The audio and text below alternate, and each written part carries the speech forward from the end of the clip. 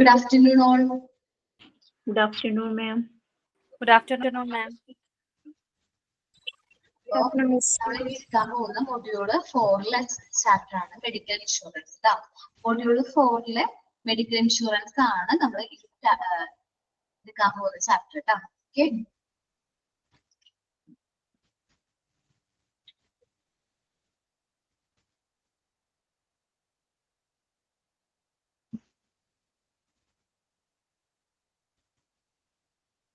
Okay, എല്ലാവരും portions എടുത്തോ medical ഇൻഷുറൻസിന്റെ? Okay, നമുക്ക് ഹോസ്പിറ്റലിൽ കേൾക്കുമ്പോ തന്നെ നമുക്കൊരു പേടിയല്ലേ?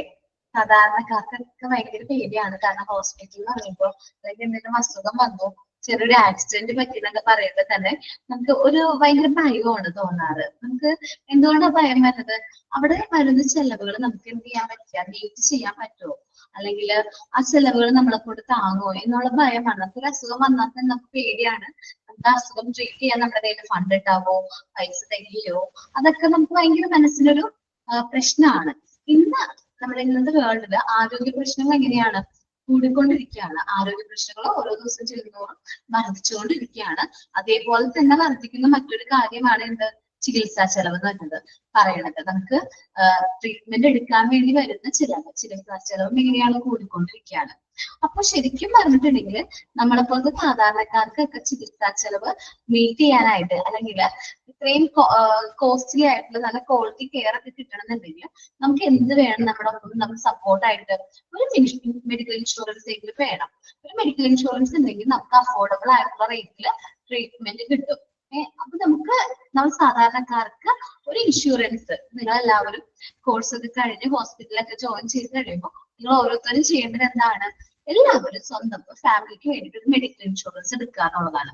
കാരണം മെഡിക്കൽ ഇൻഷുറൻസ് ഒന്ന്, നമുക്ക് ഒരു അസുഖം വന്ന് അതിന്റെ ട്രീറ്റ്മെന്റിന്റെ ഭാഗമായിട്ട് പോകുമ്പോഴേ നമുക്ക് മനസ്സിലാവുള്ളൂ നമുക്ക് എന്തോരം പൈസയാണ് അതിനു വേണ്ടി ചെലവാകുന്നത്. ഒരു ഇൻഷുറൻസ് കമ്പനി ഉണ്ടെങ്കിൽ മൊത്തം എന്നല്ല, ഒരു ഭാഗികമായിട്ടും അല്ലെങ്കിൽ ഒരു 75% എങ്കിലും നമ്മൾ സപ്പോർട്ട് ചെയ്യാനായിട്ട് ഈ ഇൻഷുറൻസ് കമ്പനി ഉണ്ടാവും. ട്രീറ്റ്മെന്റിന് വേണ്ടിയിട്ട് ട്രീറ്റ്മെന്റിന് വേണ്ടി വരുന്ന ചെലവ് അവരെന്ത് ചെയ്യും, നമുക്ക് തിരിച്ചു തരും. ഇപ്പൊ മിക്ക ഹോസ്പിറ്റൽസിലാണെങ്കിൽ നമുക്ക് ഇൻഷുറൻസുകൾ കൊടുക്കാറുണ്ട്. ഇൻഷുറൻസ് ഉണ്ട് മിക്ക ഓർഗനൈസേഷനുകളും. ഇപ്പൊ എങ്ങനെയാണ്, അവിടെ വർക്ക് ചെയ്യുന്ന എംപ്ലോയീസിന് എംപ്ലോയി ഇൻഷുറൻസ് സ്കീമുകളൊക്കെ ഉണ്ട്. ഓക്കെ, അപ്പൊ നമ്മള് ആരോഗ്യ പ്രശ്നങ്ങൾ കൂടിക്കൊണ്ടിരിക്കുകയാണ്. ഇന്നത്തെ കാലത്ത് നമ്മളെപ്പോലത്തെ സാധാരണക്കാർക്ക് എന്താണ്, ഹോസ്പിറ്റൽ എക്സ്പെൻസ് മീറ്റ് ചെയ്യണമെന്നുണ്ടെങ്കിൽ, ഹോസ്പിറ്റലിൽ പൈസ ചെലവാക്കണം എന്നുണ്ടെങ്കിൽ ഏറ്റവും ഇമ്പോർട്ടന്റ് ആയിട്ട് വേണ്ട ഒരു ഘടകമാണ് ഇത് ഹെൽത്ത് ഇൻഷുറൻസ് എന്ന് പറയുന്നത്. അപ്പോ കുറച്ച് ബേസിക് ആയിട്ടുള്ള കാര്യങ്ങള്. ഇതിൽ കൊമേഴ്സ് കുട്ടികളുണ്ടോ? കൊമേഴ്സ് പഠിച്ചു വന്ന കുട്ടികളുണ്ടോ? അല്ലെങ്കിൽ ബികോം? ഓക്കെ, അവർക്ക് ഞാൻ ഈ പറയുന്ന പുതിയ വേർഡുകൾ പെട്ടെന്ന് മനസ്സിലാവും. ഞാൻ പറയാൻ പോകുന്ന വേർഡുകൾ അല്ലെങ്കിൽ കാര്യങ്ങൾ പെട്ടെന്ന് മനസ്സിലാവും. അല്ലാത്ത കുട്ടികളൊന്ന് ശ്രദ്ധിച്ചിരിക്കണം കേട്ടോ. ഓക്കെ, കൊമേഴ്സ് അല്ലാത്ത ബാക്കിയുള്ള കുട്ടികളൊന്ന് ശ്രദ്ധിച്ചിരിക്കണം. നമ്മള് ഇൻഷുറൻസ് എടുക്കുന്ന വ്യക്തിനെയാണ് ഇൻഷുർഡ് എന്ന് പറയുന്നത്. എഴുതി വെക്കാൻ പറ്റുന്നത് എഴുതി വെക്കാം. ഇൻഷുറൻസ് എടുക്കുന്ന വ്യക്തി എന്ന് വെച്ചാൽ ക്ലയന്റിനെയാണ് നമ്മൾ എന്ത് പറയുന്നത്, ഇൻഷുർഡ് എന്ന് പറയുന്നത്. ഇൻഷുർഡ്. ഓക്കെ, ഇൻഷുർഡ് എന്നാണ് ക്ലയന്റിനെ പറയുന്നത്. നെക്സ്റ്റ്, ഇൻഷുറർ ആരാണോ ഇൻഷുറൻസ് തരുന്നത്, ആരാണോ നമ്മുടെ ലൈഫ് അല്ലെങ്കിൽ ഹെൽത്തിന് ഇൻഷുറൻസ് തരുന്നത്, അദ്ദേഹമാണ് ഇൻഷുറൻസ് കമ്പനി. ഇൻഷുർ എന്ന് പറയുന്നത് ആരാണ്? ഇൻഷുറൻസ് കമ്പനിയാണ്. അപ്പോ ഈ നമ്മുടെ ടെസ്റ്റിന്റെ അടുത്ത് തന്നെയായിട്ട് ഇൻഷുർഡ് എഴുതിയിട്ട് ക്ലയന്റ്, ഇൻഷുറർ എന്ന് എഴുതിയിട്ട് എന്താണ്, ഇൻഷുറൻസ് കമ്പനി എന്ന് എഴുതി വെക്കാം കേട്ടോ. ഓക്കെ, ദെൻ നമ്മള് ഇൻഷുറർക്ക് വെറുതെ എന്ത് തരില്ല, നമ്മള് ക്ലെയിം അല്ലെങ്കിൽ നമുക്ക് കോമ്പൻസേറ്റ് ചെയ്യാം. നമ്മൾ ഫിക്സഡ് എമൗണ്ട് ഒന്നില്ലെങ്കിൽ മന്ത്ലി എല്ലാ മാസവും നമ്മൾ മെഡിക്കൽ ഇൻഷുറൻസ് പ്രീമിയം കൊടുക്കണം. ഒരു ഫിക്സഡ് എമൗണ്ട് നമ്മൾ എല്ലാ മാസവും ഇൻഷുറൻസ് കമ്പനിക്ക് അടയ്ക്കണം. ആ എമൗണ്ടിനെ പറയുന്ന പേരാണ് premium. A fixed amount paid by insured to insurer. A fixed amount paid by insured to insurer is called premium. എന്താണ് ഇൻഷുറർക്ക് കൊടുക്കുന്നത് ആ ഫിക്സഡ് എമൗണ്ട് കമ്പാരിറ്റീവ്ലി ചെറിയൊരു എമൗണ്ട് ആയിരിക്കും. അതാണ് നമ്മൾ എന്ത് പറയുന്നത്, പ്രീമിയം എന്ന് പറയും. പ്രീമിയം.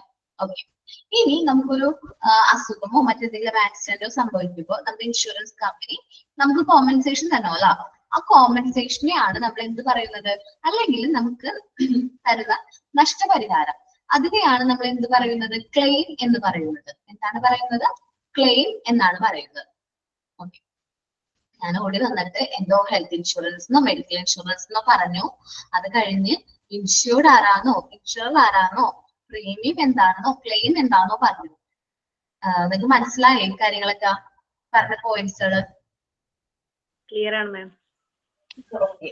അപ്പൊ ഹെൽത്ത് ഇൻഷുറൻസ് പറഞ്ഞാല് നമ്മുടെ മെഡിക്കൽ എക്സ്പെൻസുകൾ, നമുക്ക് എന്തെങ്കിലും അസുഖങ്ങളോ ആക്സിഡൻസോ വന്നു കഴിഞ്ഞാൽ അത് മീറ്റ് ചെയ്യാൻ വേണ്ടി നമുക്ക് വേണ്ട വരുന്ന ചെലവുകൾ ഒരു ഇൻഷുറൻസ് കമ്പനി മീറ്റ് ചെയ്യുകയാണെങ്കിൽ, നമുക്ക് ഹെൽത്ത് ഇൻഷുറൻസ് ഉണ്ടെങ്കിൽ ആ ഇൻഷുറൻസ് കമ്പനി ആയിരിക്കും ആ ചെലവുകൾ മീറ്റ് ചെയ്യില്ലെങ്കിൽ അങ്ങനത്തെ ആ ഇൻഷുറൻസിനാണ് നമ്മൾ ഹെൽത്ത് ഇൻഷുറൻസ് എന്ന് പറയുന്നത്. പിന്നെ പറഞ്ഞത് ഇൻഷുർഡ് ആണ്, നമ്മുടെ ക്ലയന്റിനെ ഇൻഷുറൻസ് എടുക്കുന്ന വ്യക്തിയെയാണ് നമ്മൾ എന്ത് പറയുന്നത്, ഇൻഷുർഡ് എന്ന് പറയുന്നത്. പിന്നെ പറഞ്ഞത് ഇൻഷുറൻസ് കമ്പനിയാണ്, ഇൻഷുറർ എന്നാണ് നമ്മൾ പറയുന്ന term insurer, insurance company. Next ആണ് പ്രീമിയം. നമ്മളൊരു ഫിക്സഡ് എമൗണ്ട് എല്ലാ മാസവും, അല്ലെങ്കിൽ ചിലപ്പോൾ മാസമായിരിക്കും, ചിലപ്പോൾ ക്വാർട്ടർലി ആയിരിക്കും, 3 മാസം കൂടുമ്പോൾ ഒരു പ്രാവശ്യം ആയിരിക്കും, അല്ലെങ്കിൽ ഈ ഹാഫ് ഇയർലി ആയിരിക്കും, അല്ലെങ്കിൽ ഇയർലി ആയിരിക്കും ഈ പ്രീമിയം നമ്മൾ എന്ത് ചെയ്യണത്, ഇൻഷുറൻസ് കമ്പനിക്ക് അടയ്ക്കുന്നത്. അങ്ങനെ കൊടുക്കുന്ന ഫിക്സഡ് എമൗണ്ടിനെയാണ് നമ്മൾ എന്ത് പറയുന്നത്, പ്രീമിയം എന്ന് പറയുന്നത്. ദെൻ പറഞ്ഞത് ക്ലെയിം ആണ്. നമുക്ക് എന്തെങ്കിലും ആക്സിഡന്റോ എന്തെങ്കിലും അസുഖങ്ങൾ എന്തെങ്കിലും വന്നു കഴിഞ്ഞിട്ടുണ്ടെങ്കിൽ ഈ ഇൻഷുറൻസ് കമ്പനി നമുക്ക് തരുന്ന നഷ്ടപരിഹാരം, നമുക്ക് തരുന്ന ആ എമൗണ്ട്, തിരിച്ചു തരുന്ന ആ എമൗണ്ടിനെയാണ് നമ്മൾ എന്ത് പറയുന്നത്, ക്ലെയിം എന്ന് പറയുന്നത്. ഓക്കെ. നമുക്ക് ഇതൊന്ന് ടെസ്റ്റ് വായിച്ചു നോക്കാം. ജസ്റ്റ് നിങ്ങൾക്ക് ഒന്ന് അറിഞ്ഞിരിക്കാൻ വേണ്ടിയിട്ടാണ് ഞാൻ ഈ വേർഡ്സ് ഒക്കെ ഒന്ന് പറഞ്ഞത്. നമുക്ക് ഈ വേർഡ്സ് ഒക്കെ ഇവിടെ പറഞ്ഞു പോകുന്നുള്ളൂ, എന്നാലും നമ്മൾ ഇത് പഠിക്കുകയാണല്ലോ. അപ്പൊ നമ്മൾ ഇതെല്ലാം അറിഞ്ഞിരിക്കുന്നത് നല്ലതാണ്. കാരണം നമുക്ക് പല മേഖലകളും നിങ്ങളുടെ നിങ്ങൾക്ക് എന്താ പറയാ, പേഴ്സണലി ഇത് വെരി ഹെൽപ്ഫുൾ ആണ് കേട്ടോ. ഓക്കെ. ഹെൽത്ത് ഇൻഷുറൻസ് ആണ്. മെഡിക്കൽ ഇൻഷുറൻസ് എന്നാണ് നമ്മുടെ ചാപ്റ്ററിന്റെ പേര്. മൊഡ്യൂൾ 4 ഫസ്റ്റ് ചാപ്റ്റർ ആണ്. Health insurance mean your medical expenses caused by the disease and accidents. Health insurance എന്ന് പറഞ്ഞിട്ടുണ്ടെങ്കിൽ നമ്മൾക്ക് വരുന്ന ഹോസ്പിറ്റലിൽ വരുന്ന മെഡിക്കൽ എക്സ്പെൻസസ്, അത് എന്ത് ചെയ്യുന്നു, നമുക്ക് എന്തെങ്കിലും അസുഖം മൂലമോ ആക്സിഡൻസ് മൂലമോ വരുന്ന മെഡിക്കൽ എക്സ്പെൻസ് ആര് മീറ്റ് ചെയ്യുന്നു, ഹെൽത്ത് ഇൻഷുറൻസ് കമ്പനീസ് മീറ്റ് ചെയ്യുന്നു. അവരായിരിക്കും അത് കോമ്പൻസേറ്റ് ചെയ്യുന്നത്. The insured is the person or the business that gets compensated if the loss occur is known as insurer. അപ്പോ ഇതിൽ കുറച്ച് മിസ്റ്റേക്ക് ഉണ്ട്, ഞാൻ പറയാം.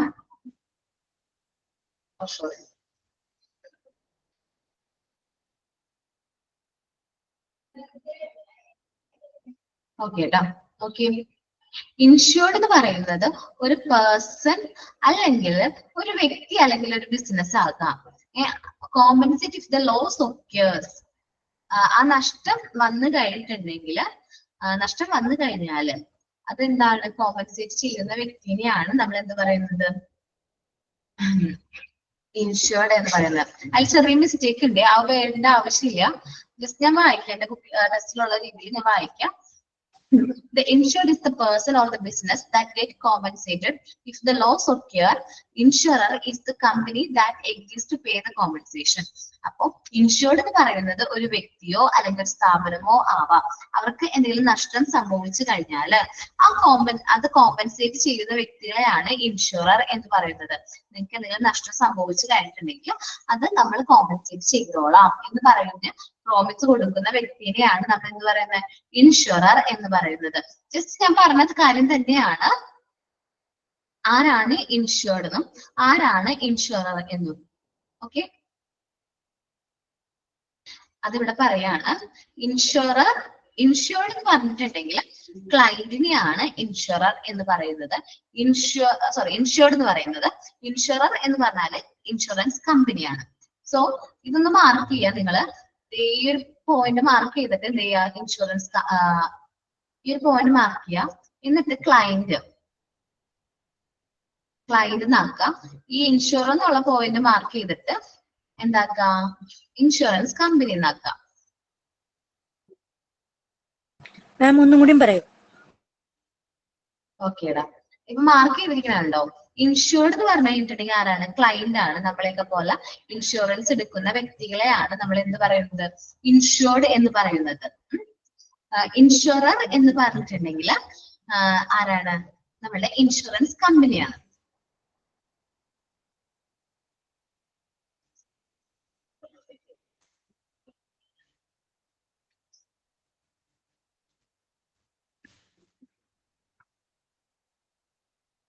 ഓക്കെ. ഇനി മാം ഈ കറക്റ്റ് ചെയ്യാനുള്ളത് ഒന്നും കൂടി പറഞ്ഞുതരുമോ? എന്താണ് ഈ കറക്ഷൻ ഒന്നും കൂടി പറഞ്ഞുതരുമോ? കറക്ഷൻ അല്ലേ? അത് നമ്മള് ഈ ഒരു പോയിന്റില് ഇവിടെ വന്നിട്ടുണ്ട് ഈസ് നോൺ ആസ് എന്ന് പറഞ്ഞിട്ടുണ്ട്. അത് വേണ്ട. The loss occurs is known as insurer എന്നുണ്ട്. അത് ഈസ് നോൺ ആസ് എന്ന് വേണ്ട. Insured is the person or business that get compensated if the loss occurs. അത്രേ ഉള്ളൂ. ലോസ് occurs എന്ന് വരെ ഉള്ളൂ. അവിടെ വെച്ച് ഫുൾ സ്റ്റോപ്പ് ആണ്. occurs എന്ന് വരെ ഉള്ളൂ. അവിടെ വെച്ച് എന്താണ്? ഫുൾ സ്റ്റോപ്പ് വരാണ്. ഇവിടെ വെച്ചിട്ടൊരു ഫുൾ സ്റ്റോപ്പ് ഉണ്ട് കേട്ടോ. അവിടെ വെച്ച് സ്റ്റോപ്പ് ചെയ്യാം കേട്ടോ. അവിടെ വെച്ച് തീർന്നു. occurs വരെ ഉള്ളൂ പോയിന്റ് കേട്ടോ. Then ഇൻഷുറർ ആരാന്നാ പറയണത്? Insure is the company that agrees to pay the compensation. Insure എന്ന് പറയുന്നത് ഈ ഈസ് ക്യാപിറ്റൽ ലെറ്റർ ഇല്ല, ഇവിടെ ഫുൾ സ്റ്റോപ്പ് ഇല്ല. ഇൻഷുർ എന്ന് പറയുമ്പോൾ insurer is the company that agrees to pay the compensation. Compensation pay ചെയ്യാ എന്ന് എഗ്രി ചെയ്തിട്ടുള്ള വ്യക്തിനെയാണ് നമ്മൾ എന്ത് പറയുന്നത്?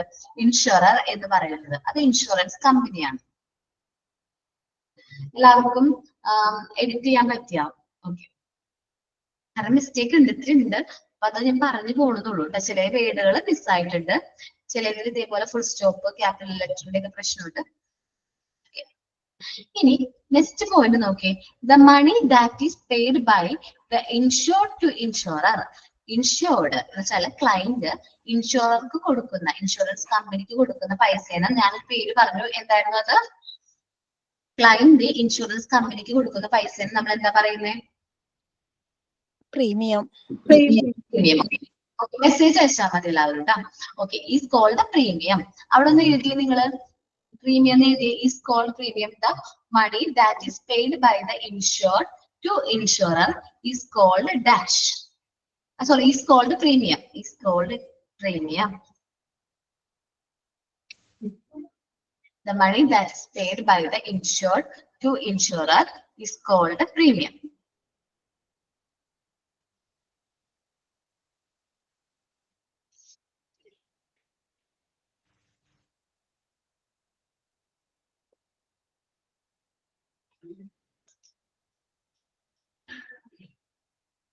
Okay. അത് എഴുതിയ എല്ലാവരും? ഇനി എന്താണ് ഹെൽത്ത് ഇൻഷുറൻസ് പോളിസി നോക്കാം. A health insurance policy is an agreement between an insurer. ഒരു ഇൻഷുറൻസ് കമ്പനിയും and an individual or group in which the insurer agrees to provide specific health insurance cover at a particular premium. എന്താണ് health insurance policy എന്ന് പറഞ്ഞിട്ടുണ്ടെങ്കിൽ നമ്മള് ഒരു insurance company അവിടെ ഒരു എഗ്രിമെന്റിൽ വരാണ്. ഒരു ഇൻഡിവിജ്വലോ ഒരു ഗ്രൂപ്പ് ഓഫ് ഇൻഡിവിജ്വൽസ്, ചിലപ്പോൾ ഒരു ഫാമിലി ആയിരിക്കും, അവരായിട്ടൊരു എഗ്രിമെന്റിൽ നമ്മൾ വരാണ്. ഒരു സ്പെസിഫൈഡ് സം ഇൻഷുർഡ് ചെയ്യുകയാണെങ്കിൽ നിങ്ങൾക്ക് ഇനി വരാൻ പോകുന്ന എന്ത് മെഡിക്കൽ എക്സ്പെൻസ് ആയാലും ഞങ്ങൾ അത് മീറ്റ് ചെയ്തോളാം എന്ന് പറഞ്ഞൊരു എഗ്രിമെന്റിലേക്ക് ഇൻഷുറൻസ് കമ്പനിയും ക്ലയന്റും ഒരുമിച്ച് ജോയിൻ ചെയ്ത് സൈൻ ചെയ്യുന്ന ആ പോളിസിനെ നമ്മൾ എന്താ പറയുന്നത്? ഹെൽത്ത് ഇൻഷുറൻസ് പോളിസി എന്നാ പറയുന്നത്. A health insurance policy is an agreement between an insurer and an individual or group in which the insurer agrees to provide specific health insurance cover at a particular premium. ഒരു particular പ്രീമിയത്തിന് ഇത്ര amount വരെയും നമ്മൾ cover ചെയ്തോളാം എന്ന് പറഞ്ഞ് നമ്മളൊരു എഗ്രിമെന്റിൽ sign ചെയ്യുകയാണെങ്കിൽ ആ എഗ്രിമെന്റിനെ, അങ്ങനെ ക്രിയേറ്റ് ചെയ്യുന്ന എഗ്രിമെന്റിനെയാണ് ഹെൽത്ത് ഇൻഷുറൻസ് പോളിസി എന്ന് പറയുന്നത്.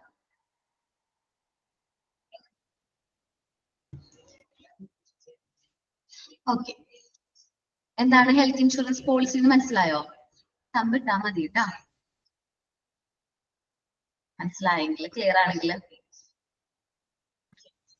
ഇനി ക്ലെയിം എന്താന്നാ പറയുന്നത്? നമ്മൾ പറഞ്ഞു നഷ്ടപരിഹാരമാണ് ക്ലെയിം എന്ന് പറഞ്ഞിട്ടുണ്ടെങ്കിൽ. നഷ്ടപരിഹാരത്തിനെയാണ് നമ്മൾ എന്ത് പറയുന്നത്? ക്ലെയിം എന്ന് പറയുന്നത്. നമ്മളിപ്പോ മെഡിക്കൽ എക്സ്പെൻസ് വന്നു, അപ്പോൾ നമുക്ക് നഷ്ടപരിഹാരം മീറ്റ് ചെയ്യേണ്ടതായിട്ടുണ്ട്. അപ്പോൾ ആ ഒരു എമൗണ്ടിനെയാണ് നമ്മൾ എന്ത് പറയുന്നത്? ക്ലെയിം എന്ന് പറയുന്നത്. ഒരു ആരോഗ്യ ഇൻഷുറൻസ് ക്ലെയിം അല്ലെങ്കിൽ മെഡിക്കൽ ഇൻഷുറൻസ് ക്ലെയിം എന്ന് രണ്ട് പേര് പറയാറുണ്ട്. ഹെൽത്ത് ഇൻഷുറൻസ് ക്ലെയിം എന്നും മെഡിക്കൽ ഇൻഷുറൻസ് ക്ലെയിം എന്നും ക്ലെയിമിനെ പറയാറുണ്ട്. എന്നത് ചികിത്സയ്ക്ക് വേണ്ടി വരുന്ന ചെലവുകളുടെ നഷ്ടപരിഹാരത്തിനായി പോളിസി ഉടമ ഉയർത്തുന്ന അഭ്യർത്ഥനയാണ്.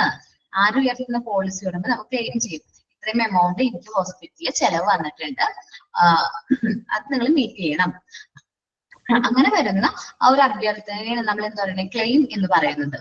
ഇങ്ങനെ ക്ലെയിം വരുമ്പോ ഇൻഷുറൻസ് കമ്പനി എന്ത് ചെയ്യും? നല്ല രീതിയിൽ അത് പരിശോധിക്കും. ഇൻഷുറൻസ് കമ്പനി നല്ല രീതിയിൽ അത് പരിശോധിച്ച് അത് ഉറപ്പ് വരുത്തിയതിനു ശേഷം ഒന്നില്ലെങ്കിൽ എന്ത് ചെയ്യും? ഹോസ്പിറ്റലിലേക്ക് നേരിട്ട് ഈ പേഷ്യന്റിന്റെ ബില്ലെല്ലാം തീർത്തു കൊടുക്കും.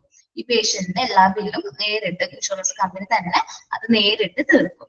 അല്ലെങ്കിൽ അവർക്ക് അവിടെ ചെലവ് വന്ന പൈസ പിന്നീട് ഇൻഷുറൻസ് ക്ലെയിമിന്റെ നടപടിക്രമങ്ങളൊക്കെ നോക്കിയിട്ട് പിന്നീട് നമ്മൾ ചെലവാക്കിയ തുക തിരിച്ചു കൊടുക്കും. പിന്നീട് ആ തുക എന്ത് ചെയ്യും? തിരിച്ചു കൊടുക്കും.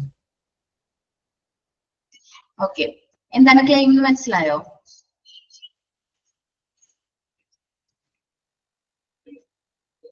ഓക്കെ, നമ്മള് ഇൻഷുറൻസ് ഒന്നുകൂടി പറയണം. നമ്മള് നഷ്ടപരിഹാരം ഇടാം. നമ്മളിപ്പോ ഒരു ഇൻഷുറൻസ് എടുത്ത് നമുക്കൊരു ആക്സിഡന്റോ അല്ലെങ്കിൽ എന്തെങ്കിലും അസുഖം വന്നു, നമ്മൾ ഹോസ്പിറ്റലിൽ അഡ്മിറ്റ് ആയി. ആ സമയത്ത് നമുക്ക് അവിടെ വന്ന ചെലവ് നമ്മൾ ആരോട് ചോദിക്കും? അല്ലെങ്കിൽ ആരോട് അവകാശപ്പെടും? ഇൻഷുറൻസ് കമ്പനിയോട് അവകാശപ്പെടും. ആ ഇൻഷുറൻസ് കമ്പനി നമുക്ക് വേണ്ടി പാസ്സാക്കുന്ന ആ എമൗണ്ട് ഉണ്ടല്ലോ, നമ്മൾ പാസ്സാക്കുന്ന എമൗണ്ട്, ഇത്ര എമൗണ്ട് ക്ലെയിം പാസ്സായിട്ടുണ്ട് എന്ന് പറയുമ്പോൾ ഇൻഷുറൻസ് കമ്പനി പെർമിറ്റ് ചെയ്തിട്ടുള്ള എമൗണ്ട്, ചിലപ്പോൾ പോളിസിയുടെ എമൗണ്ടും അതേപോലെ നമുക്ക് ഹോസ്പിറ്റലിൽ വന്ന ചെലവൊക്കെ കമ്പയർ ചെയ്ത് ഒരു എമൗണ്ട് അവർ ഫിക്സ് ചെയ്ത് നമ്മളോട് പറയും, ഇത്രയും എമൗണ്ട് ഞങ്ങൾ എന്ത് ചെയ്യാം? മീറ്റ് ചെയ്തോളാം എന്ന് പറയും. അപ്പൊ അങ്ങനെ വരുന്ന ആ എമൗണ്ടിനെ, ആ നഷ്ടപരിഹാരത്തിനെയാണ് നമ്മൾ ക്ലെയിം എന്ന് പറയുന്നത്. രണ്ട് രീതിയിൽ ക്ലെയിം ഇൻഷുറൻസ് കമ്പനി സെറ്റിൽ ചെയ്യാറുണ്ട്. ഒന്നില്ലെങ്കിൽ എങ്ങനെയാണ്? നേരിട്ട് ഹോസ്പിറ്റലിലെ ബില്ലുകളൊക്കെ എന്ത് ചെയ്ത് കൊടുക്കും? തീർത്തു കൊടുക്കും. നേരിട്ട് ഇൻഷുറൻസ് കമ്പനിയും ഹോസ്പിറ്റലും അത് ഡീൽ ചെയ്തോളും. അല്ലെങ്കിൽ എന്ത് ചെയ്യുന്ന വെച്ചിട്ടുണ്ടെങ്കിൽ നമുക്ക് ഇപ്പൊ വന്ന ചെലവുകൾ നമുക്ക് ഈ ഡോക്യുമെന്റ്സ് ഒക്കെ എന്ത് ചെയ്യാം? സബ്മിറ്റ് ചെയ്തിട്ട് ഇൻഷുറൻസ് കമ്പനിയുടെ കയ്യിൽ നിന്ന് നമുക്ക് ക്ലയന്റിന് നേരിട്ട് എന്ത് ചെയ്യാൻ പറ്റും? വാങ്ങിക്കാനായിട്ട് ഒരു ഓപ്ഷൻ ഉണ്ട്.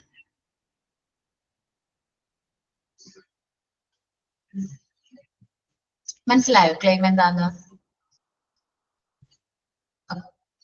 ഇനി നമ്മൾ രണ്ട് ടൈപ്പ് ക്ലെയിമുകൾ നോക്കുന്നുണ്ട്. ഫസ്റ്റ് പാർട്ടി ക്ലെയിമും സെക്കൻഡ് പാർട്ടി ക്ലെയിമും. ഈ ഫസ്റ്റ് പാർട്ടി സെക്കൻഡ് പാർട്ടി കേൾക്കുന്നതിന് മുമ്പ് ഒരു ഇൻഷുറൻസ് ഒരു മെത്തേഡ്, ഒരു ടൈപ്പ് ഓഫ് ഇൻഷുറൻസ് എന്താന്ന് ഞാൻ പറയാം. റീ ഇൻഷുറൻസ് നിങ്ങൾ കേൾക്കണം. റീ ഇൻഷുറൻസ് എന്ന് പറയുന്നത് ഞാൻ ഇൻഷുറൻസ് കമ്പനിയാണ്.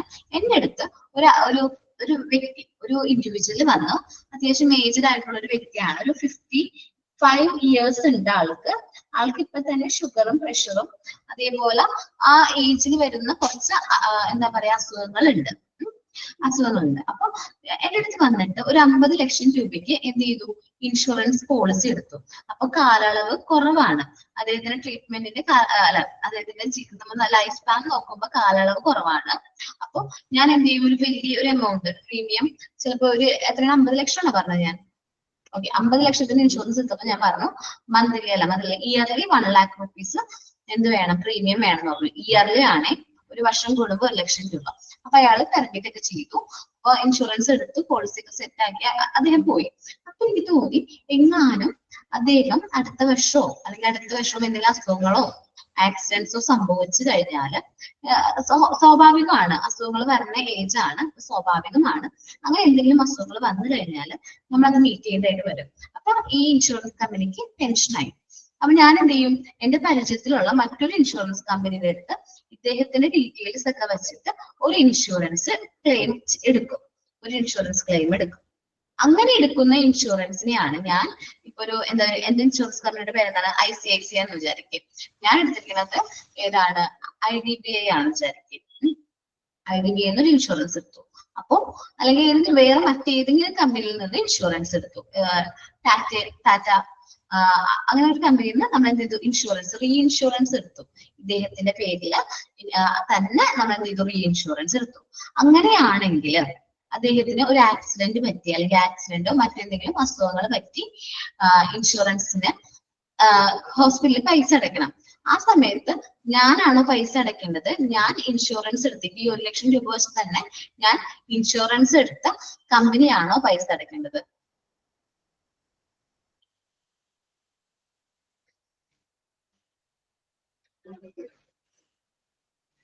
മനസ്സിലായില്ലേ? ആ കമ്പനിയാണ് അടയ്ക്കുന്നത്, other company. Okay, re insurance company. Okay, മനസ്സിലായെന്ന് തോന്നുന്നു. അതർ കമ്പനിയാണ്, ഞാനല്ല അടയ്ക്കേണ്ടത്. കാരണം എനിക്ക് തന്ന ആ 1 ലക്ഷം രൂപ ഞാൻ അതേപോലെ തന്നെ റീ ഇൻഷുറൻസ് കമ്പനിയുടെ അടുത്ത് കൊടുത്ത് അദ്ദേഹത്തിന്റെ പേരിൽ റീ ഇൻഷുറൻസ് എടുത്തിട്ടുണ്ട്. അപ്പോ അതാണ് തേർഡ് പാർട്ടി ക്ലെയിം എന്ന് പറയുന്നത്. നമുക്ക് നോക്കാം ട്ടാ. ഫസ്റ്റ് പാർട്ടി ക്ലെയിം എന്ന് പറഞ്ഞാൽ the claim made to your own insurance company.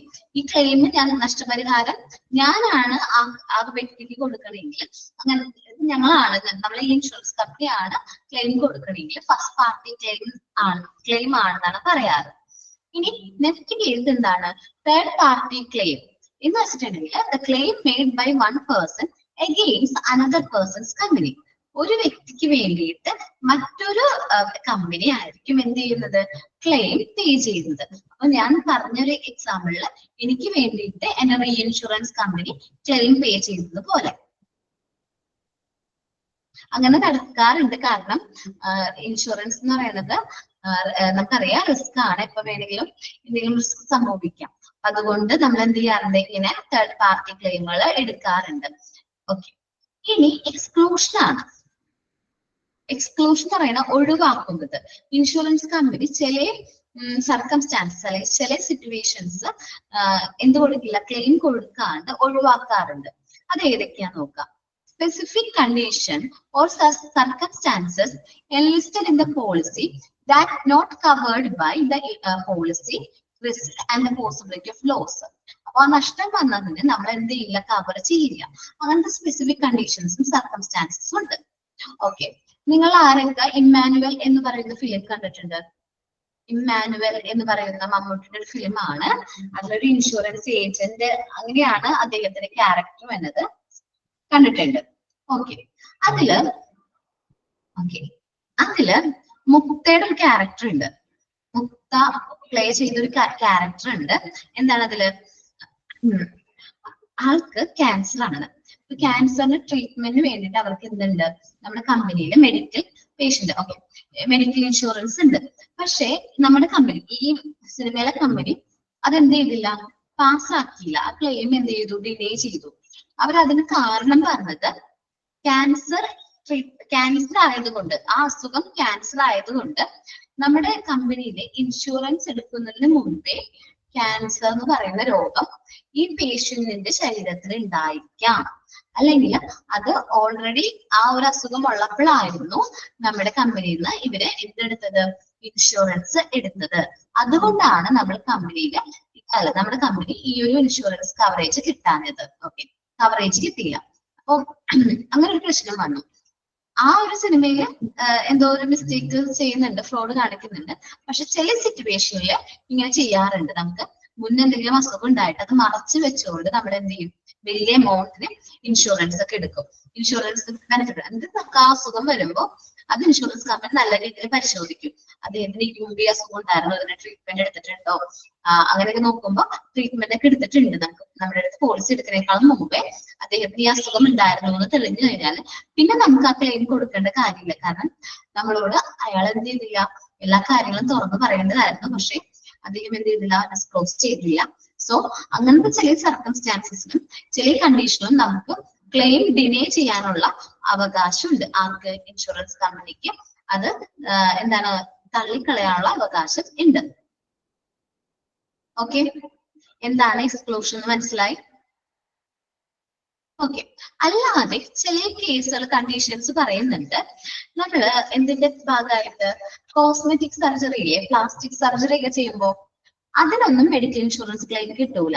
എന്താണ് പ്ലാസ്റ്റിക് സർജറി, അതേപോലെ ഇൻഫെർട്ടിലിറ്റി ട്രീറ്റ്മെന്റ് ഉണ്ടല്ലോ, നമുക്ക് എന്താ പറയാ വന്ധ്യതാ ചികിത്സ, അതേപോലെ പ്രഗ്നൻസി, അബോർഷൻ, അങ്ങനത്തെ ചില കേസുകൾ അവർ പറഞ്ഞിട്ടുണ്ടാവും ഇന്ന കാര്യങ്ങൾ നമ്മുടെ ഇൻഷുറൻസിൽ കവർ ചെയ്യില്ല എന്ന് പറഞ്ഞിട്ടുണ്ടെങ്കിൽ ആ പറയുന്ന കാര്യങ്ങൾക്കൊന്നും നമുക്ക് എന്ത് കിട്ടില്ല, ഇൻഷുറൻസിന്റെ ക്ലെയിം കിട്ടില്ല.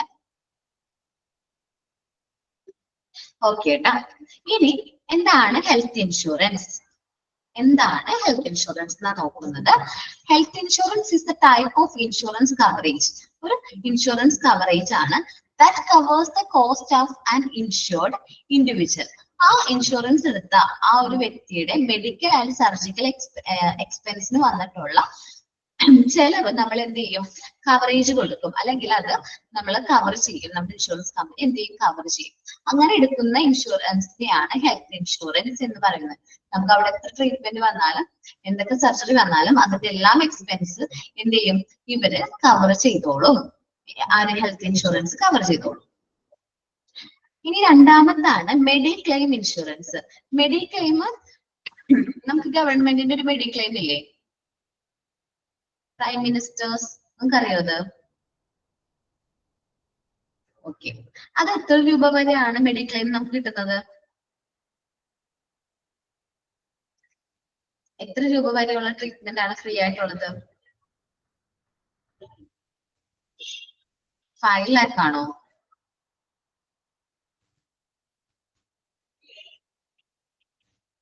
PMJJY പ്രധാനമന്ത്രി ജീവൻ ജ്യോതി ബീമാ യോജന 2 lakh ആണ് ട്ടോ. അപ്പൊ ചില മെഡിക്ലെയിം പോളിസീസിൽ അവർ പറഞ്ഞിട്ടുണ്ടാവും ഇത്രയും എമൗണ്ട് വരെ, ഒരു ഫിക്സഡ് എമൗണ്ട് പറഞ്ഞിട്ടുണ്ടാവും. അവർ എന്ത് ചെയ്തിരിക്കണേ, ഇൻഷുർ ചെയ്തിട്ടൊരു എമൗണ്ട് ഉണ്ടാവും. അത്രയും വരെ നമുക്ക് എന്ത് ചെയ്യുള്ളൂ, കോമ്പൻസേറ്റ് ചെയ്യുള്ളൂ. ഹെൽത്ത് ഇൻഷുറൻസിൽ നമുക്ക് വരുന്ന എല്ലാ മെഡിക്കൽ എക്സ്പെൻസും സർജിക്കൽ എക്സ്പെൻസും മീറ്റ് ചെയ്യുമെങ്കിൽ മെഡിക്ലെയിം ഇൻഷുറൻസിൽ നമുക്ക് വരുന്ന അസുഖത്തിന് നമ്മളുടെ സം ഇൻഷുർഡും വെച്ച് കമ്പയർ ചെയ്തിട്ട് ഏതാണോ കുറവ്, ഇപ്പൊ സം ഇൻഷുർഡ് 2 lakh ആണ്, നമുക്ക് വന്ന എക്സ്പെൻസ് 2,60,000 ആണെങ്കിൽ നമുക്ക് 2 lakh തരുള്ളൂ ഇൻഷുറൻസ് കമ്പനി. കാരണം നമ്മൾ അത്രയും രൂപയ്ക്ക് ഇൻഷുറൻസ് ക്ലെയിം എടുത്തിട്ടുള്ളൂ.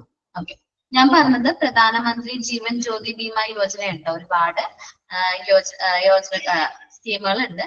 അത് ഞാൻ പറഞ്ഞത് ഇതാണ്. ഇതിന്റെ പ്രീമിയം എനിക്ക് തോന്നുന്നു ഇയർലി 436 രൂപയാണ് ഈ പറഞ്ഞൊരു പ്രധാനമന്ത്രി ജീവൻ ജ്യോതി യോജനയുടെ എമൗണ്ട് എന്ന് പറയുന്നത്. എനിക്ക് തോന്നുന്നു 18 മുതൽ 50 വയസ്സ് വരെയുള്ള എല്ലാവർക്കും ഇൻഷുറൻസ് എടുക്കാൻ പറ്റും. നമുക്കൊന്നും വലിയ ഇൻഷുറൻസുകൾ എടുക്കാൻ പറ്റിയില്ലെങ്കിൽ, അല്ലെങ്കിൽ ഹെൽത്ത് ഇൻഷുറൻസ് എടുക്കാൻ പറ്റിയില്ലെങ്കിൽ ഒരു മെഡിക്ലെയിമെങ്കിലും നിങ്ങൾ ഓരോരുത്തരും നമ്മുടെ സാധാരണ ബാങ്കിൽ പോയാൽ മതി. നമ്മുടെ ഏതെങ്കിലും ബാങ്കിൽ പോയി കഴിഞ്ഞിട്ടുണ്ടെങ്കിൽ നമുക്ക് ഈ പറഞ്ഞ പോലെ നമുക്ക് ഇൻഷുറൻസ് എടുക്കാനായിട്ടുള്ള ഓപ്ഷൻ ഉണ്ട്. ഓക്കെ, എടുക്കണം എല്ലാവരും ട്ടോ. നമ്മൾ നോക്കിക്കൊണ്ടിരുന്നത് മെഡിക്കൽ ഇൻഷുറൻസ് ആണ്. Medical insurance is A cover which look after the hospitalization expenses based on some insured. ഇത് നമ്മൾ ഹോസ്പിറ്റലൈസേഷൻ എക്സ്പെൻസ് മീറ്റ് ചെയ്യും, പക്ഷെ നമ്മൾ എത്ര രൂപയുടെ ഇൻഷുറൻസ് ആണ് എടുത്തിരിക്കുന്നത് എന്ന് ചെക്ക് ചെയ്യും. Insured of the insurance with regard to following situation. താഴെ പറയുന്ന സിറ്റുവേഷനും കൂടി അവരെന്ത് ചെയ്യും, പരിഗണിക്കും.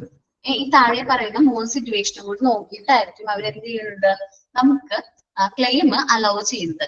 ഫസ്റ്റ് പറയുന്നതാണ് in the event of sudden illness. നമുക്ക് പെട്ടെന്ന് വന്ന എന്തെങ്കിലും അസുഖമാണ്, നമ്മൾ ഈ ക്ലെയിം അല്ല ഇൻഷുറൻസ് പോളിസി എടുത്തതിന് ശേഷം നമുക്ക് പെട്ടെന്ന് വരുന്ന ഒരു അസുഖമാണ്. സഡൻ ആയിട്ട് സ്ട്രോക്കോ ഹാർട്ട് അറ്റാക്കോ അതൊക്കെ നമുക്ക് സഡൻ ആയിട്ട് വരുന്ന പെട്ടെന്ന് വരുന്ന ഒരു ഇൻസിഡന്റ് ആണ്. അങ്ങനെ വരുന്ന സിറ്റുവേഷനിൽ നമുക്ക് എന്ത് കിട്ടും, ക്ലെയിം കിട്ടും.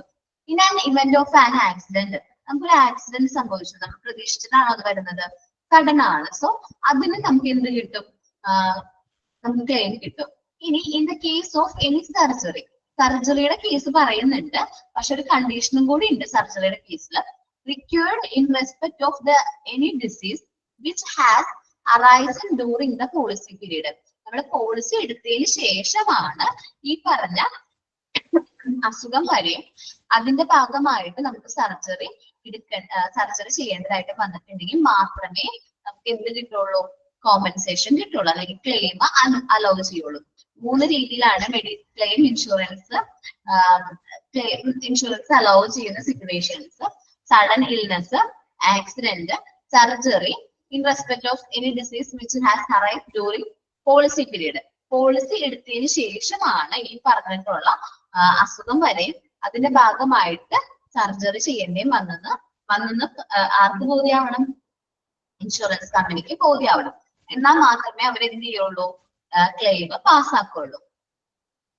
ഓക്കെ, ഇത്തിരി നമ്മൾ ചെറിയൊരു പോർഷനെ കവർ ചെയ്തിട്ടുള്ളൂ, പക്ഷെ നമുക്ക് ഒരുപാട് കാര്യങ്ങൾ അതിൽ പഠിക്കാനുണ്ട്. ഒന്ന് എല്ലാവരും ഒന്നിരുന്ന് വായിച്ചു നോക്കി. ഇൻഷുറൻസ്, മെഡിക്കൽ ഇൻഷുറൻസിന് ഇത്രയും എടുത്ത പോർഷൻ ഒന്ന് നന്നായിട്ടൊന്ന് വായിച്ചു നോക്കി എല്ലാവരും.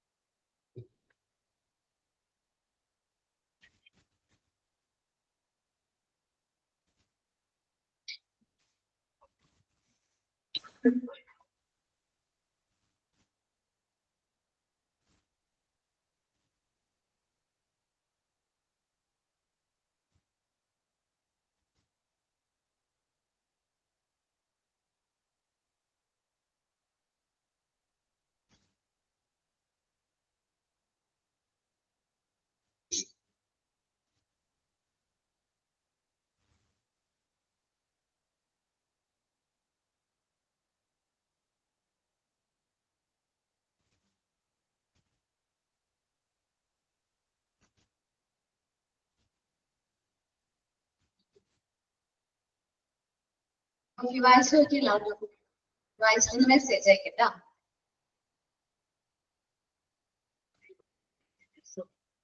മോനിപ്പോഴാണ് കയറിയത്, കുഴപ്പമില്ല. പേജ് നമ്പർ ഞാൻ നോക്കട്ടെ കേട്ടോ. പഴയ പുതിയ സിലബസ് ആണെങ്കിൽ മൊഡ്യൂൾ 1 ചാപ്റ്റർ 1 ആണ്. പുതിയ സിലബസ്, പഴയ സിലബസ് ആണെങ്കിൽ അതിനൊന്ന് പേജ് നമ്പർ ഒന്ന് ഷെയർ ചെയ്ത് കൊടുക്കണം കേട്ടോ. ഓക്കെ, നോക്കട്ടോ. ഇത്രയും കാര്യങ്ങൾ പറഞ്ഞു. എന്താണ് ഹെൽത്ത് ഇൻഷുറൻസ്, ആരാണ് ഇൻഷുർഡ്, ആരാണ് ഇൻഷുറർ, എന്താണ് പ്രീമിയം, അതേപോലെ എന്താണ് ക്ലെയിം, ഫസ്റ്റ് പാർട്ടി ക്ലെയിം എന്താണ്, തേർഡ് പാർട്ടി ക്ലെയിം എന്താണ്, എക്സ്ക്ലൂഷൻ എന്താണ്, ഏതെല്ലാം സിറ്റുവേഷനിലാണ് എക്സ്ക്ലൂഷൻ നമ്മളുടെ ക്ലെയിം ഒഴിവാക്കുന്നത്, എന്താണ് ഹെൽത്ത് ഇൻഷുറൻസ്, എന്താണ് mediclaim insurance, mediclaim insurance raise ചെയ്യുന്ന സിറ്റുവേഷൻസ് വരെയാണ് നമ്മൾ ഡിസ്കസ് ചെയ്തത്. ഓക്കെ, നമുക്ക് നോക്കാം. പറയുന്നത് നമ്മൾ ബേസ്ഡ് ആയിട്ടുള്ള health insurance firms in India ആണ് പറയുന്നത്. കുറച്ച് ഫേംസിന്റെ പേര് ഇവർ പറഞ്ഞിട്ടുള്ളൂ. APIVA life insurance, Bajaj Allianz life insurance, Bharti Airtel, ICICI Prudential, Max pure, Met life India, അതേപോലെ കുറെ ടാറ്റ AGI ലൈഫ് ഇൻഷുറൻസ്. അതൊക്കെ അത്യാവശ്യം നല്ല ഇൻഷുറൻസുകളാണ്. എനിക്ക് എന്റെ പേഴ്സണൽ അഭിപ്രായത്തിലാണെങ്കിൽ ടാറ്റയുടെ ഇൻഷുറൻസ് എനിക്ക് അത്യാവശ്യം നല്ലതാണെന്ന് തോന്നി. കാരണം അവരുടെ ഇൻഷുറൻസ് നല്ലതാണ്. പെട്ടെന്ന് ക്ലെയിം ഒക്കെ സെറ്റിൽ ചെയ്യുന്നുണ്ട്. അധികം ഒരുപാട് ഫോർമാലിറ്റീസോ അങ്ങനെയൊന്നും ഇല്ല. നമുക്ക് അത്യാവശ്യം വിശ്വസ്തത ഉള്ള ഒരു സ്ഥാപനമായതുകൊണ്ട് തന്നെ നമുക്ക് നല്ലത് എനിക്ക് തോന്നുന്നത് ടാറ്റ AGI ഇൻഷുറൻസ് സ്കീമാണ് കുറച്ചും കൂടി നല്ലത്. നിങ്ങളൊക്കെ എടുക്കുകയാണെങ്കിൽ അതൊന്ന് നോക്കിയിട്ട് വേണം എടുക്കാനായിട്ട്. നല്ല കമ്പനിയുടെ ഇൻഷുറൻസ് എടുക്കുക. അല്ലാതെ വർക്ക് ചെയ്യുന്നവർക്കൊക്കെ ചിലപ്പോ ഇൻഷുറൻസ് ഉണ്ടാവാം. ഇനി എന്തെല്ലാമാണ് ഹെൽത്ത് ഇൻഷുറൻസ് സ്കീമുകളുടെ advantages? Advantages of health insurance സ്കീമാണ് നമ്മൾ ഡിസ്കസ് ചെയ്യാൻ പോകുന്നത്. Direct out of pocket payment result in a financial crisis accessing health care.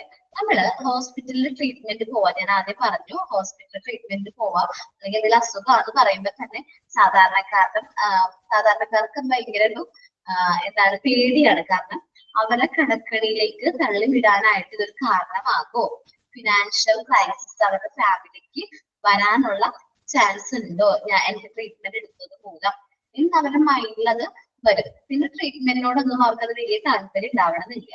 അപ്പൊ നമ്മളുടെ പോക്കറ്റിൽ നിന്ന് നേരിട്ട് പൈസ പോകുമ്പോൾ വരുന്ന ഫിനാൻഷ്യൽ ക്രൈസിസ് നമുക്ക് ഒരു പരിധി വരെ ഹെൽത്ത് ഇൻഷുറൻസ് ഉണ്ടെങ്കിൽ, നല്ല ഹെൽത്ത് ഇൻഷുറൻസ് സ്കീം ആണെങ്കിൽ ഒരു പരിധി വരെ നമുക്ക് എന്താണ് പരിഹരിക്കാനായിട്ട് പറ്റും. നല്ല ഹെൽത്ത് ഇൻഷുറൻസ് സ്കീം എടുക്കണം.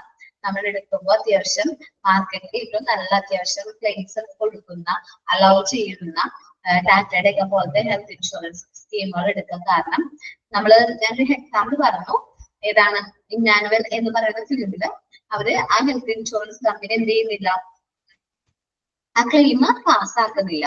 അത് കുറച്ച് ഫ്രോഡൊക്കെ കാണിച്ച് ഒരു ഡോക്ടറുടെ മെഡിക്കൽ സർട്ടിഫിക്കറ്റ് ഒക്കെ കൊണ്ടുവന്ന് അത് ഡിസ്ക്ലെയിം ചെയ്ത് ക്ലെയിം പാസ്സാക്കാനതിന് അങ്ങനെ ഒരു കാരണം ഉണ്ടായിരുന്നു.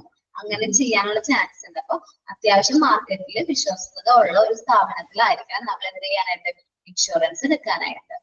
അപ്പൊ നമ്മുടെ പോക്കറ്റിൽ നിന്ന് നേരിട്ട് പൈസ പോകും എന്നുള്ള ഒരു പ്രശ്നം ഈ ഹെൽത്ത് ഇൻഷുറൻസ് ഉണ്ടെങ്കിൽ നമുക്കത് ഒഴിവാക്കാൻ പറ്റും.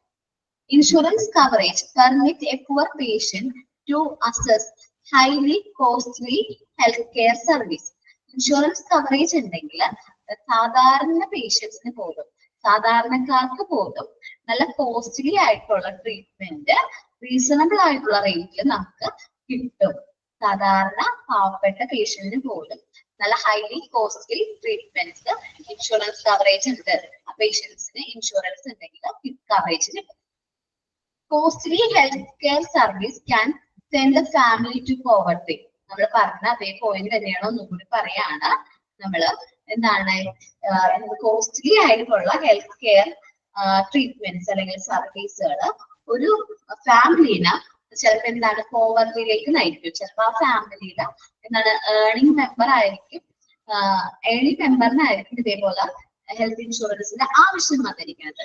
പക്ഷേ അവർക്ക് എന്ത് ചെയ്യാൻ പറ്റുന്നില്ല, അത് മീറ്റ് ചെയ്യാൻ പറ്റാതെ വരുമ്പോൾ അതേപോലെ തന്നെ അവർക്ക് ലൈഫിൽ പിന്നെ മുന്നോട്ട് പോകാൻ എന്ത് ചെയ്യണം എന്ന് അറിയാതെ വരുന്ന ഒരു സിറ്റുവേഷനിൽ നമുക്കൊരു താങ്ങായിട്ട്, നമുക്കൊരു കൈസഹായമായിട്ട് ആരുണ്ടാവും നമ്മുടെ കൂടെ? ഈ മെഡിക്കൽ ഇൻഷുറൻസ് ഉണ്ടാവും. Medical insurance can avoid this situation. അപ്പോൾ മെഡിക്കൽ ഇൻഷുറൻസിന് ഈ പറഞ്ഞിട്ടുള്ള സിറ്റുവേഷൻസ് അവോയ്ഡ് ചെയ്യാനായിട്ട് പറ്റും.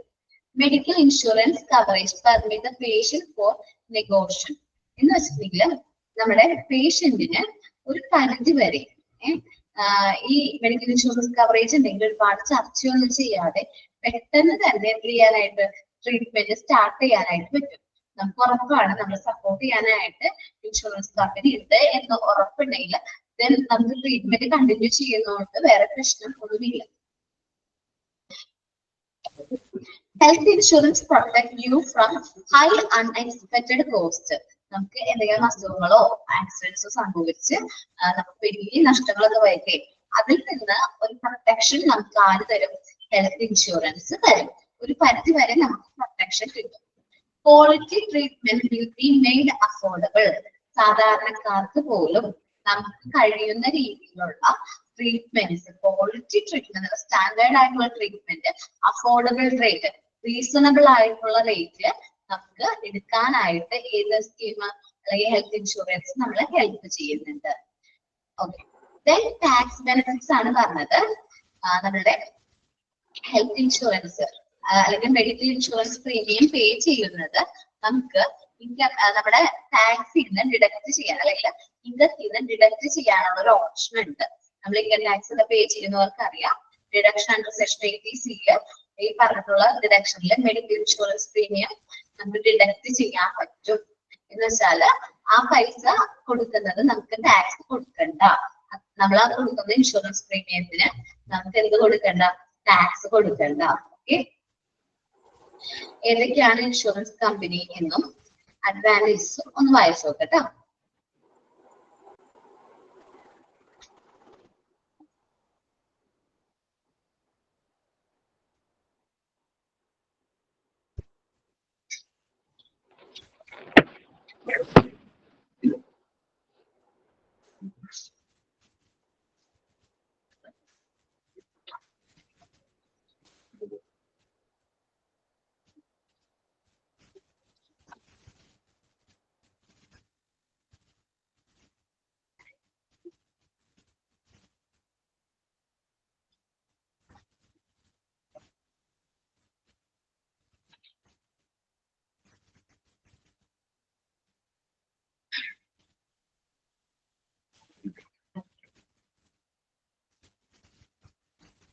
അല്ലേ? ഡൗട്ട് ഒന്നുമില്ലല്ലോ? ഇത്രയും എടുത്ത പോർഷനിൽ വേറെ ഡൗട്ട് ഒന്നുമില്ലല്ലോ ആർക്കും?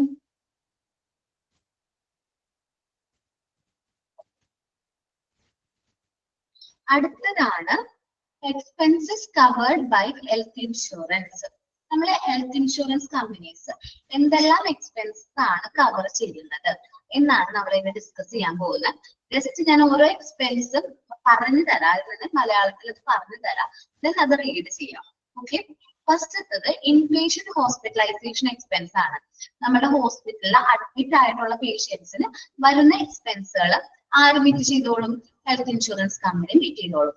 റൂം റെന്റ്, നേഴ്സിംഗ് എക്സ്പെൻസ്, അതേപോലെ ICU ചാർജ്, ഡോക്ടേഴ്സിന്റെ കൺസൾട്ടേഷൻ ഫീ, ഇനി സർജറിക്ക് വരുന്ന ഫീ, അതേപോലെ മറ്റ് എന്തെങ്കിലും സർജിക്കൽ ടൂൾസോ എന്തെങ്കിലും ഡയഗ്നോസ്റ്റിക് മെറ്റീരിയൽസോ ഒക്കെ വാങ്ങിക്കുന്നതിന് വരുന്ന ചെലവ് ആര് മീറ്റ് ചെയ്തോളും? ഹെൽത്ത് ഇൻഷുറൻസ് കമ്പനി മീറ്റ് ചെയ്തോളും. മറ്റ് പിന്നെ വരുന്നതാണ് പ്രീ ഹോസ്പിറ്റലൈസേഷൻ എക്സ്പെൻസ്.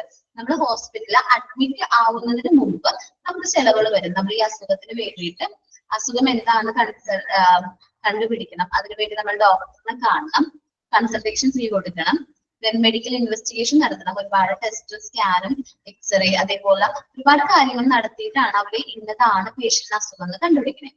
അതേപോലെ പ്രൈമറി പ്രൊസീജിയേഴ്സോ എന്തെങ്കിലും പ്രിവെന്റീവ് സർജറീസ് അങ്ങനെ എന്തെങ്കിലും ചെയ്യുന്നുണ്ടെങ്കിൽ നമ്മൾ തുടക്കത്തിൽ തന്നെ ഡയാലിസിസ് ഒക്കെ ആണെങ്കിൽ ആദ്യം നമ്മൾ ചെറിയ സർജറി, മൈനർ സർജറി ഒക്കെ ചെയ്യും.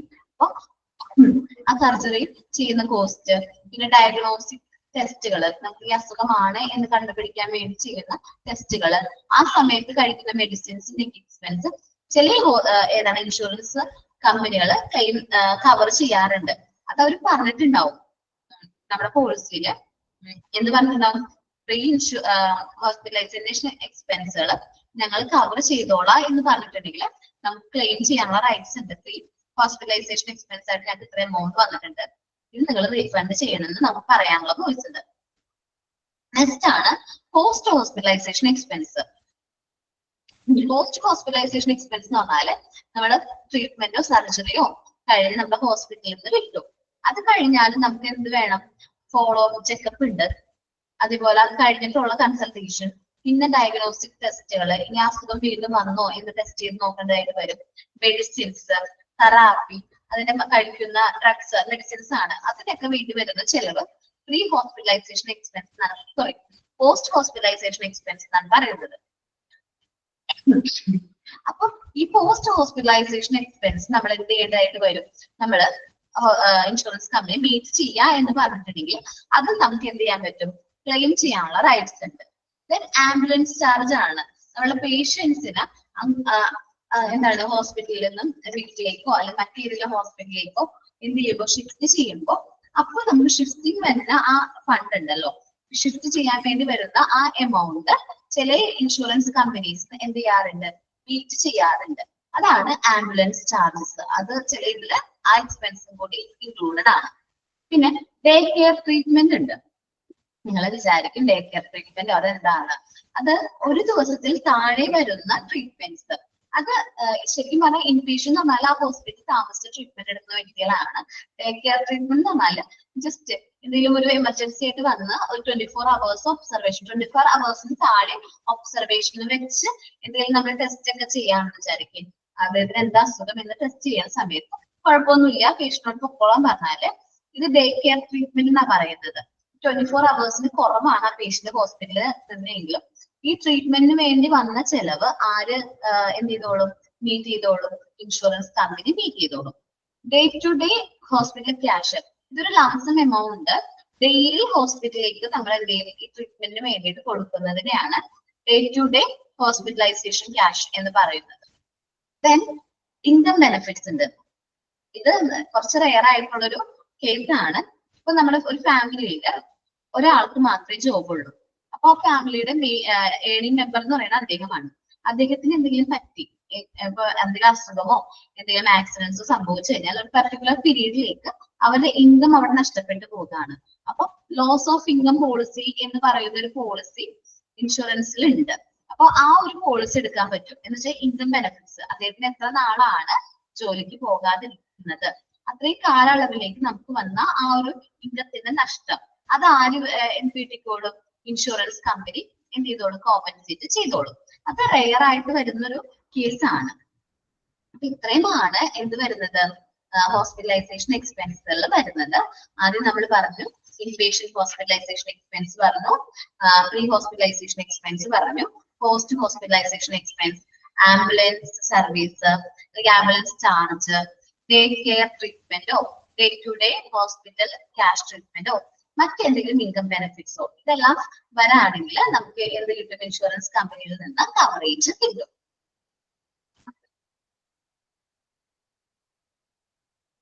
ഓക്കെ, അപ്പൊ ഞാൻ ഇത് ഡിസ്കസ് ചെയ്യുന്നില്ല ഇന്ന്, ടൈം ഉണ്ടാവില്ല. ഇപ്പോൾ പോയിന്റ് ഡിസ്കസ് ചെയ്യാനുള്ള ടൈം ചിലപ്പോൾ തികഞ്ഞില്ലെങ്കിലോ, അതുകൊണ്ട് ഞാൻ ഇവിടെ വെച്ച് വൈൻഡപ്പ് ചെയ്യാണ്. അടുത്ത ക്ലാസ് മുതൽ ചിലപ്പോൾ ഒരു ക്ലാസ്സിന്റെ അറേഞ്ച്മെന്റ്സ് ഒക്കെ കുറച്ച് മാറ്റം വരാൻ ചാൻസ് ഉണ്ട്. അതുകൊണ്ട് ഞാൻ ഈ ഒരു പോർഷൻ ഇവിടെ വെച്ച് സ്റ്റോപ്പ് ചെയ്യാണ്. ബാക്കിയുള്ള പോർഷൻസ് നെക്സ്റ്റ് ക്ലാസ്സിൽ കണ്ടിന്യൂ ചെയ്യും.